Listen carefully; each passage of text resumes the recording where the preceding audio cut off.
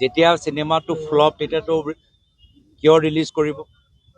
যেতিয়া চিনেমাটো ফ্লপ, মই আগতে কোৱা নাছিলোঁ, ফ্লপ মানে ছুপাৰ ফ্লপ।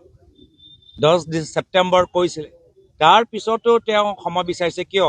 কি তেওঁ ভাবিছে ফ্লপটো হিট কৰিব, কিন্তু পাৰা নাই, আৰু ফ্লপ হৈ গৈ আছে। আৰু কিয় আজি জুবিন গাৰ্গৰ কথা নকয় কিয়? কোৰ্টৰ ভিতৰত যে আজিও বহুত অধিবক্তাসকলৰ প্ৰশ্ন যে এনেকুৱা এটা চাৰ্জশ্বিট দিছে যে যি চাৰ্জশ্বিটৰ পিছত, যি তদন্তৰ পিছত শ্যামকানু মহন্ত, সিদ্ধাৰ্থ শৰ্মা পৰৱৰ্তী দিনত বেইল পাই ওলাই যাব, এই সম্পৰ্কত আজিকালি মুখ্যমন্ত্ৰী ক'বলৈ কিয় বন্ধ কৰিলে? জোনমণি ৰাভাৰ চাৰ্জশ্বিটৰ ওপৰত জোনমণি ৰাভাৰ মাতৃয়ে ন্যায় পালে নেকি? জোনমণি ৰাভাৰ চাৰ্জশ্বিটৰ ওপৰত কিয় নকয়? জোনমণি ৰাভাৰ চাৰ্জশ্বিটৰ ওপৰত কিয় নিমান? জুবিন গাৰ্গৰ ন্যায়ৰ ওপৰত কিয় নিমান?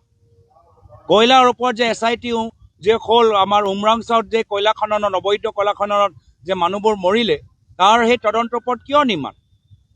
তো নিজৰ বিফলতা লুকাবলৈ কাৰণে আজি মুখ্যমন্ত্ৰী ইমান ইমান কষ্ট কৰিবলৈ হৈছে। মোৰ সহানুভূতি তেখেতৰ লগত আছে। যেতিয়া চিনেমাটো ফ্লপ তেতিয়াতো কিয় ৰিলিজ কৰিব? যেতিয়া চিনেমাটো ফ্লপ, মই আগতে কোৱা নাছিলোঁ, ফ্লপ মানে ছুপাৰ ফ্লপ। 10 ছেপ্টেম্বৰ কৈছিলে, তাৰ পিছতো তেওঁ ক্ষমা বিচাৰিছে। কিয়?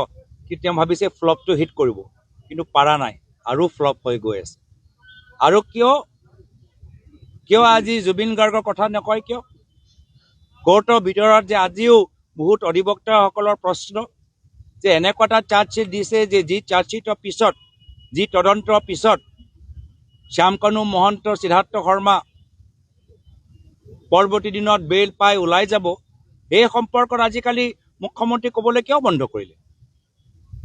জোনমণি ৰাভাৰ চাৰ্জশ্বিটৰ ওপৰত জোনমণি ৰাভাৰ মাতৃয়ে ন্যায় পালে নেকি? জোনমণি ৰাভাৰ চাৰ্জশ্বিটৰ ওপৰত কিয় নকয়?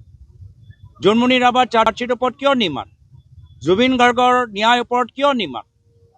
কয়লাৰ ওপৰত যে SIT যে হ'ল, আমাৰ উমৰাংচাত যে কয়লা খননত, অবৈধ কয়লা খননত যে মানুহবোৰ মৰিলে, তাৰ সেই তদন্তৰ ওপৰত কিয় নিমান? তো নিজৰ বিফলতা লুকাবলৈ কাৰণে আজি মুখ্যমন্ত্ৰী ইমান ইমান কষ্ট কৰিবলৈ হৈছে। মোৰ সহানুভূতি তেখেতৰ লগত আছে।